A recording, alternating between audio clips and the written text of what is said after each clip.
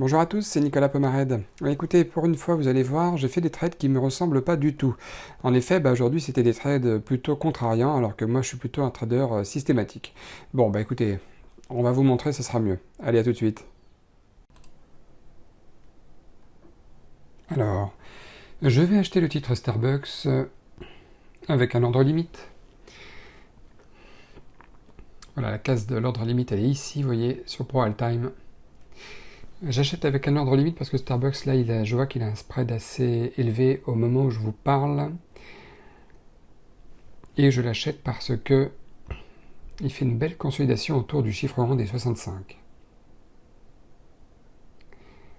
Chiffre rond des 65 dollars, évidemment.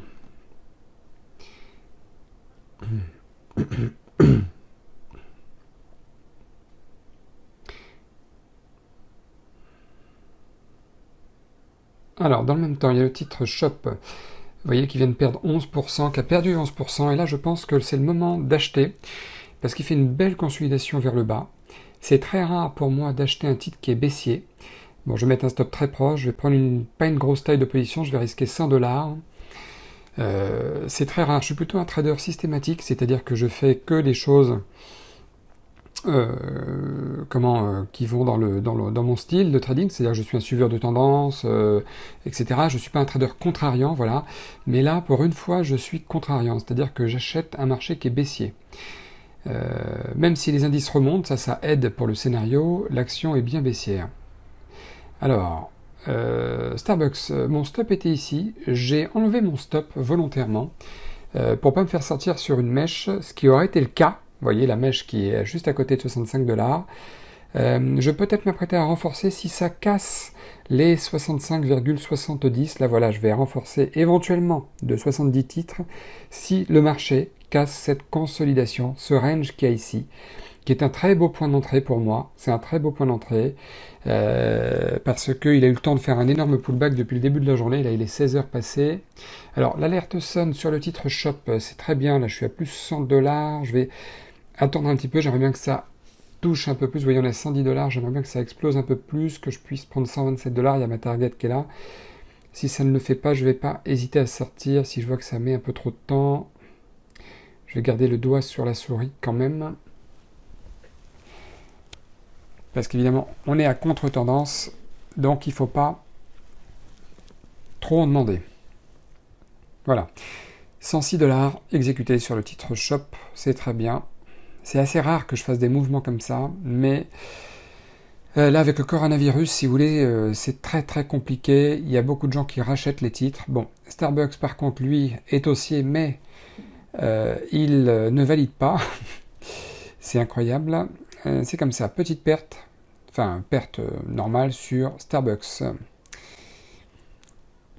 Heureusement, j'ai pas renforcé la position. Il faut jamais renforcer une position perdante. Je n'aurais renforcé que si ça avait dépassé mon niveau d'entrée.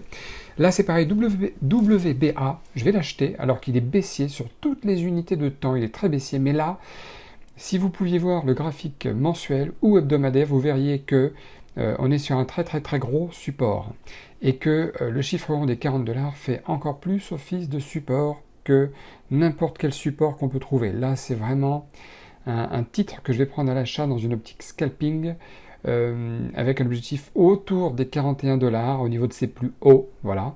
Parce que là, à ce genre de niveau-là, qu'est-ce qui se passe? C'est-à-dire que c'est un marché qui est très très très baissier.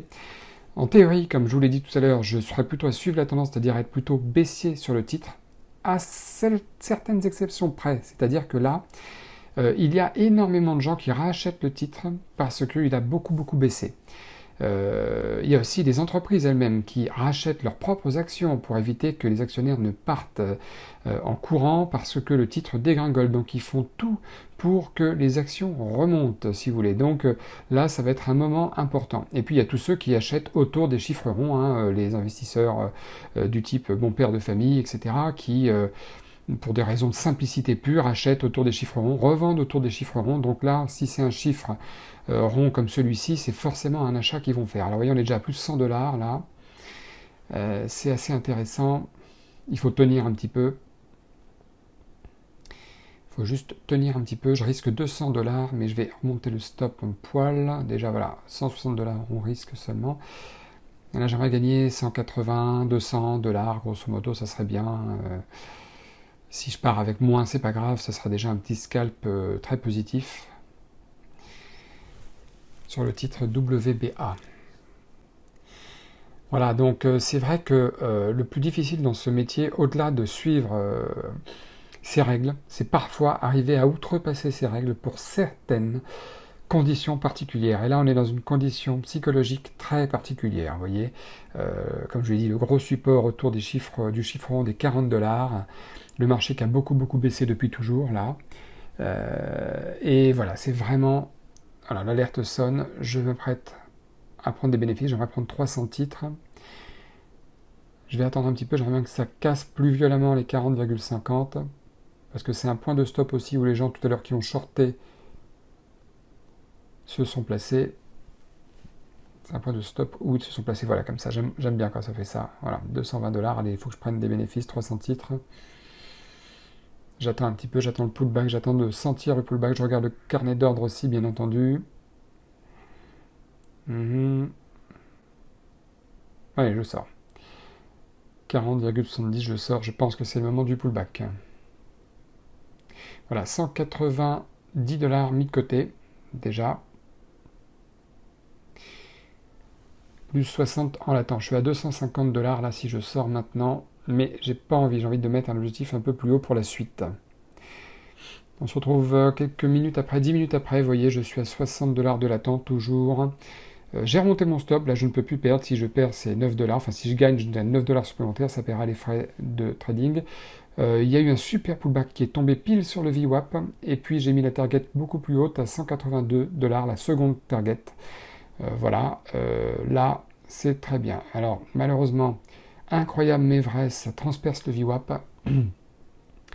On risque de se faire stopper là, c'est certain. Voilà. Ok, 196 $, c'est pas grave. Vous voyez l'importance de prendre ces bénéfices, c'est tellement important. Si j'avais voulu avoir un risk-reward de 200 pour 400, pour 500, je n'aurais pas été exécuté, là je serais en perte, tout simplement.